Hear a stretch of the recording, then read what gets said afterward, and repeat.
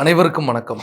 நான் உங்கள் 5ஆம் தலைமுறை ஜோதிடர் ராம்குமார் ராஜேந்திரன். நம்ம இன்னைக்கு பார்க்க போற தலைப்பு மகர ராசி அன்பர்களுக்கு இந்த ஜூலை மாதத்தின் சிறப்பு பலன்களை பத்தி தான் இந்த காணொளியில பார்க்க போறோங்க. ஆண்டுக்கோள்கள் என்று சொல்லக்கூடிய சனி பகவான் மீன ராசியிலும், ராகு பகவான் கும்பத்திலும், கேது பகவான் சிம்மத்திலும், குரு பகவான் கடகத்திலும் சஞ்சாரம் செய்றாங்க. மாதக்கோள்கள் என்று சொல்லக்கூடிய செவ்வாய் பகவான் ரிஷப ராசியிலும், சூரியன் மற்றும் புதன் ஆகிய 2 கிரகங்கள் மிதுன ராசியிலும், சுக்கிர பகவான் கடக ராசியிலும் சஞ்சரிக்கிறாங்க.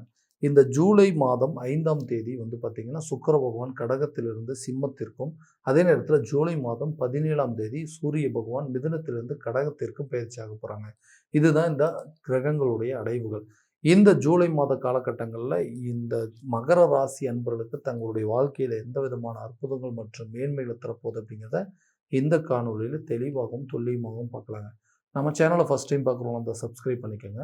பெல் பட்டனை கிளிக் பண்ணி ஆல் அப்படிங்கிற ஆப்ஷன் கொடுத்துக்கோங்க.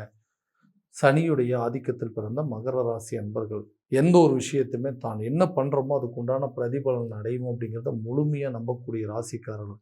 நல்லது பண்ணால் நல்லது தான் நடக்கும், கெடுதலை பண்ணால் கெட்டது தான் நடக்கும்.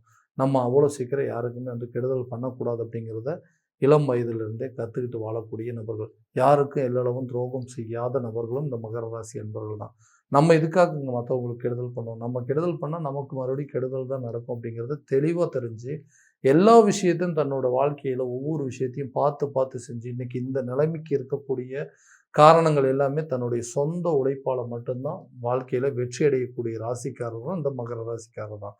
கடந்த சில காலகட்டங்களில் சனியுடைய ஆதிக்கத்தில் 7.5 சனியோட தாக்கத்தில் இருந்து நிறைய கஷ்ட நஷ்டங்களை அனுபவித்தவங்களுக்கு இனி வரக்கூடிய காலகட்டங்களில் எல்லா பிரச்சனையும் தீரும் அப்படிங்கிற நம்பிக்கையோட மூவ் ஆன் பண்ணிகிட்டு இருக்கக்கூடிய இந்த ராசிக்காரர்களுக்கு கண்டிப்பாக வேலை விஷயத்தில் நிறைய மாற்றங்கள் அப்படிங்கிறது உருவாகும். இது வரைக்கும் டெம்பரவரியாக தாங்க இருக்கிறேன், எனக்குன்னு பர்மனெண்ட்டாக ஒரு போஸ்டிங் எதுவும் கிடைக்கவே இல்லை, ப்ரொமோஷன் தரேன்னு சொல்கிறாங்கன்னா தரமாட்டேங்கிறாங்க, வேலைக்கு கூப்பிட்றேன்னு சொல்கிறாங்கன்னா கூப்பிட மாட்டேங்கிறாங்க, சேலரி இன்க்ரிமெண்ட் போகிறோன்னு சொல்கிறாங்கன்னா எதுவும் நடக்க மாட்டேங்குதுன்னு எதெல்லாம் உங்களுக்கு தடையாக இருந்தது அதெல்லாம் மாறுங்க.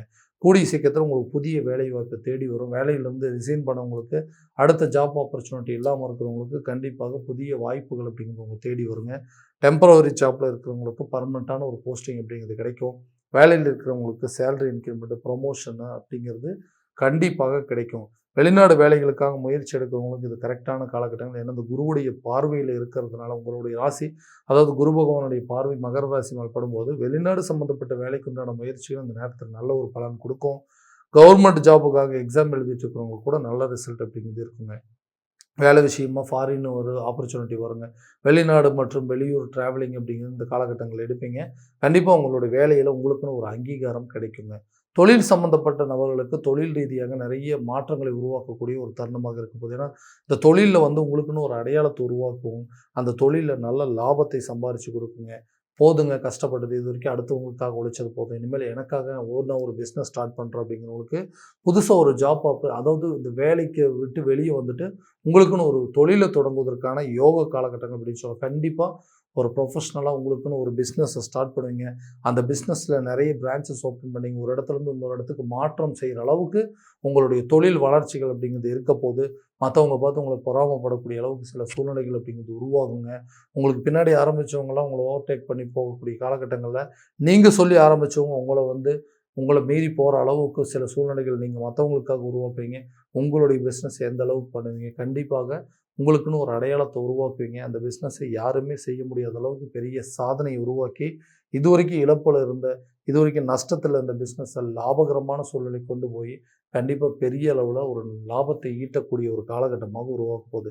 இந்த திருமணம் சம்மந்தப்பட்ட தடைகள் அப்படிங்கிறது எல்லாமே ஓகேங்க. ஜாதகம் ஓகே ஆயிடுச்சு, பொண்ணு பையனுக்கு எல்லாமே ஓகே ஆயிடுச்சு, பெற்றவங்களுக்குலாம் ஓகே ஆயிடுச்சு. ஆனால் கடைசியில் மேரேஜ்னு போகிற நேரத்தில் ஏதோ ஒரு காரணத்தினால இந்த திருமணம் அப்படிங்கிறது தள்ளி தள்ளி போயிட்டே இருக்குது. திருமண தடைகள் சில பேர்த்துக்கு மேரேஜ் வரைக்கும் போயிட்டு கூட இந்த திருமணம் நடக்காத அளவுக்கு தடைகள் வந்திருக்குது. ஸோ இனிமேல் வரக்கூடிய காலகட்டங்களில் எனக்குன்னு ஒரு அடையாளத்தை உருவாக்குற மாதிரி எனக்கு ஒரு திருமண பந்தத்துக்குள்ளே நான் போக மாட்டேனான்னு எதிர்பார்க்குறவங்களுக்கு கூடிய சீக்கிரத்தில் திருமணம் சார்ந்த யோகங்கள் உருவாகும். கட்டாயமாக இந்த ஜூலை மாதத்துக்குள்ளேயே உங்களுக்கு திருமணம் சம்மந்தப்பட்ட சில அனுகூலங்கள் அப்படிங்கிறது கிடைக்குங்க. கூடிய சீக்கிரத்தில் திருமணம் அப்படிங்கிறது உங்களுக்கு நடக்கிற அளவுக்கு யோகத்தை உருவாக்கக்கூடிய காலகட்டமாக இருக்க போகுது. நீண்ட நாட்களாக அந்த கணவன் மனைவிக்கிடையே இருக்கக்கூடிய கருத்து வேறுபாடுகள், காரணமே இல்லாமல் சில பிரச்சனைகள், ஒருவேளை வந்து ராசிக்கு வந்து 2ஆம் இடத்துல ராகு இருக்கனால தான் குடும்பத்தில் இவ்வளோ பிரச்சனைகளா, பண தேவைகளுக்கு அதிகமாக சண்டை வருதா, அவங்களுடைய தேவைகள் நம்மளை பூர்த்தி பண்ண முடியலையான்னு சொல்லி நிறைய குழப்பங்கள் இருந்திருக்கும். இந்த பண தேவைகள் அப்படிங்கிறது பூர்த்தியாகும். கணவன் மனைவிக்கிடையே இருக்கக்கூடிய கருத்து வேறுபாடுகள் நீங்கி 2 பேத்துக்குள்ள நல்ல ஒரு ஒற்றுமை ஏற்படுங்க. நிறைய பேர் டிவோர்ஸ் வரைக்கும் போயிருப்பீங்க. இனிமேல் இந்த லைஃபே வேண்டாம். நம்மளுடைய வேலையை பார்த்துக்கலாம். ஆளுக்கு ஒரு திசையில் வந்து வாழ்ந்துக்கலாம் அப்படிங்கிற அளவுக்கு நிறைய முடிவு எடுத்திருப்பீங்க. அந்த முடிவுகள் மாற்றக்கூடிய ஒரு காலகட்டங்கள். நீண்ட நாட்களில் கணவன் மனைவிக்கு இருக்கக்கூடிய பிரச்சனைகள் அப்படிங்கிறது தீர்ந்து குடும்பத்துக்குள்ள நல்ல ஒரு ஒற்றுமை அப்படிங்கிறது மேலவங்க போதுங்க. காதலர்கள் மத்தியில் இருக்கக்கூடிய பிரச்சனைகள் அப்படிங்கிறது தீருங்க. கல்யாணமே வேண்டான்னு சொல்லிட்டு கூட இந்த காலகட்டங்களில் ஓகேங்க நம்ம வீட்டில் பேசலாம் அப்படின்னு சொல்லுவாங்க. இல்லை அவங்களுடைய அப்ரூவல்ஸ் எல்லாமே கூட சில நேரத்தில் வந்து லவ் அப்படிங்கிற விஷயத்தை வந்து மேரேஜ் வரைக்கும் கொண்டு போகிற அளவுக்கு யோகங்கள் உருவாகும். ரிலேஷன்ஷிப்பு கூட வேண்டாம்னு சொல்லி விட்டு போனவங்களோ, தன்னை விட்டு விலகி போனவங்களோ உங்களை தேடி வரக்கூடிய ஒரு தருணமாக இருக்க போது ரிலேஷன்ஷிப்பில் நல்லா ஒரு இம்ப்ரூவ்மெண்ட் இருக்குங்க. செகண்ட் மேரேஜுக்காக வெயிட் பண்ணுறவங்க கூட இந்த காலகட்டங்களில் உங்களுக்கு 2வது திருமணத்துக்கு உண்டான வாய்ப்புகள் அப்படிங்கிறது ஏற்படுங்க. நீண்ட நாட்களாக குழந்தை பாக்கியம் இல்லாத தம்பதியினருக்கு குழந்தை பாக்கியம் அப்படிங்கிறது உருவாக்கக்கூடிய ஒரு காலகட்டங்கள். ஏன்னா ஐவிஎஃப் ட்ரீட்மெண்ட் கூட நிறைய பண்ணிட்டேன். இந்த மிஸ்கரேஜ் அப்படிங்கிறது அடிக்கடி ஆகிறதுனால நிறைய ட்ரீட்மெண்ட் எடுத்தும் அந்த ட்ரீட்மெண்ட்டில் எந்த பலனும் இல்லைன்னு சொல்லி யோசிச்சுட்டு இருந்தீங்கன்னா, கட்டாயமாக உங்கள் குடும்பத்தில் ஒரு நல்ல குதூகலமான சூழல் அப்படிங்கிறது ஏற்படுங்க. கணவன் மனைவிக்கு இதுவரைக்கும் இருந்த அந்த மன உளைச்சல்கள் நீங்கி மற்றவங்கெல்லாம் உங்களை பார்த்து குறை சொல்லிட்டு இருந்த காலம் போய் உங்களுக்கென்று ஒரு வாரிசை உருவாக்கக்கூடிய ஒரு தருணமாக இருக்கும்போது நீங்கள் எடுக்கிற ட்ரீட்மெண்ட் உங்களுக்கு ஒரு நல்ல ரிசல்ட் அப்படிங்கிறது கண்டிப்பாக கொடுக்குங்க.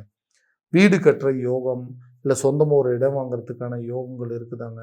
ஏன்னா வீட்டு வேலையெல்லாம் ஆரம்பித்தாச்சு, எல்லாமே ஓகேங்க, பாதி லெவலுக்கு கொண்டு வந்துட்டோம். அதுக்கப்புறமா என்ன நடந்ததுன்னே தெரியல. அந்த பண தேவைகள் அப்படிங்கிறது அதிகமாச்சு. அந்த பணம் வேறு விதமாக செலவாயிடுச்சு. மருத்துவ முயற்சிகளுக்கோ இல்லை கடன் வந்து வாங்கினவங்களோ எதுவுமே சரியான விதத்தில் கொடுக்காதனால எங்களுடைய வீட்டு வேலையை அப்படியே நின்று போச்சுங்க. அந்த வீட்டு வேலையை எப்போ தான் முடிப்போம்? அப்போ தான் எங்களுக்குன்னு ஒரு அந்தஸ்து உருவாகுங்க. எங்களுக்குன்னு ஒரு மரியாதை உருவாகும்.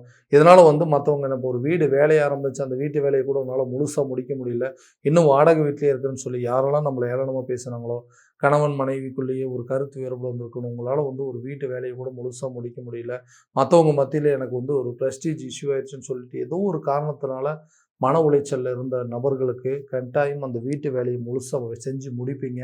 மற்றவங்க யாரெல்லாம் உங்களை பார்த்து கேவலமாக பேசுனாங்களோ அவங்க முன்னாடி உங்களோட வீட்டு வேலையை முடிப்பீங்க. உங்களுக்குன்னு சொந்தமாக இடம் வாங்குவீங்க. உங்களுக்குன்னு ஒரு வண்டி வாகனத்தை உருவாக்கி அவங்க முன்னாடி உங்களுக்குன்னு ஒரு அந்தஸ்து உருவாக்கி கொள்ளக்கூடிய ஒரு காலகட்டமாக நிச்சயமாக மாறப்போகுதுங்க. கல்வி சம்மந்தப்பட்ட விவரம், கல்வியில் மந்த நிலைகள், ஞாபக மறதிகள் அப்படிங்கிற குழப்பங்கள் வந்திருக்கும். என்ன படிக்கலாம், எந்த துறையை தேர்வு செய்யலாம், எந்த காலேஜ் போய் படிக்கலாம்னு சொல்லி நிறைய யோசனை இருந்திருப்பீங்க. அதுக்குண்டான தீர்வுகள் கட்டாயம் வருங்க.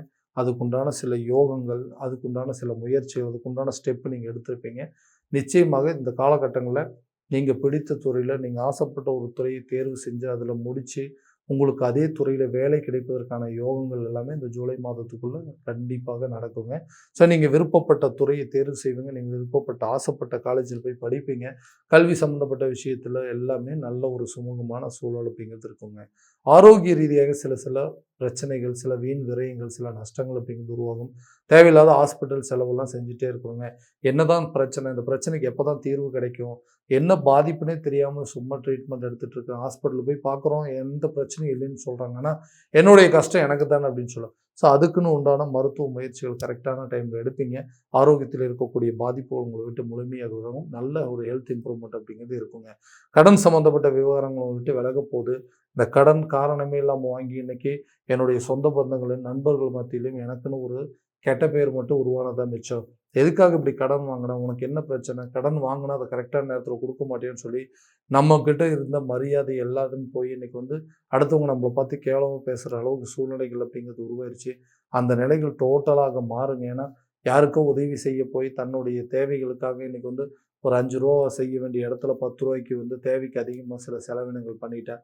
அந்த செலவினங்கள் மூலமாக இன்றைக்கி காரணமே இல்லாமல் கடன் வாங்கி அந்த கடனை அடைக்க முடியாத அளவுக்கு நிலைகள் வந்துருச்சு. அந்த கடனை வந்து எப்படியாவது அடைக்கணும்னு சொல்லி ட்ரை பண்ணிட்டு இருக்கிறான். அதுக்கு உண்டான கால சூழ்நிலைகள் நமக்கு கரெக்டான விதத்தில் வராதான்னு யோசிச்சுட்டு இருக்கிறவங்களுக்கு கூடிய சீக்கிரத்தை அந்த கடனை எப்படியாவது அடைச்சி அதுலேருந்து முழுமையாக விடுபடக்கூடிய ஒரு காலகட்டமாக இருக்க போது கடன் இல்லாத ஒரு வாழ்க்கையை வாழ்வதற்கான முயற்சிகள் கண்டிப்பாக உங்களுக்கு ஒரு நல்ல பலன் அப்படிங்கிறது இந்த காலகட்டங்களில் கொடுக்குங்க. இது வரைக்கும் நம்ம பார்த்ததெல்லாம் கோச்சார பலன்கள் தான். இந்த பலன்கள் அனைத்தும் உங்களுக்கு நடக்குமானா உங்கள் சுய ஜாதகத்தை முழுமையாக தெரிஞ்சுட்டு அதுக்குண்டபடி திசாபுத்திகளை தெரிஞ்சு சில விஷயங்கள் முயற்சி எடுத்தீங்கன்னா கண்டிப்பாக நல்ல விதமான வெற்றிகள் அப்படிங்கிறது உங்களுக்கு கிடைக்குங்க. உங்கள் ஜாதகத்தை எங்கிட்ட பார்க்கணும் விருப்பப்பட்டீங்கன்னா கீழே தெரிய நம்பருக்கு கான்டாக்ட் பண்ணி அப்பாயின்மெண்ட் ஃபிக்ஸ் பண்ணிக்கோங்க. அப்படி இல்லை உங்களோட ஜாதகத்தை வாட்ஸ்அப் மூலம் அனுப்பிச்சி வச்சிங்கன்னா தெளிவாக கணிச்சு துல்லியமான பலன்கள் அப்படிங்கிறது உங்களுக்கு தெரியப்படுத்தப்படுங்க. மீண்டும் அடுத்த காணொலி உங்களை சந்திக்கும் வரை உங்களிடமிருந்து விடைபெறுவது உங்கள் ராம்குமார் ராஜேந்திரன். நன்றி.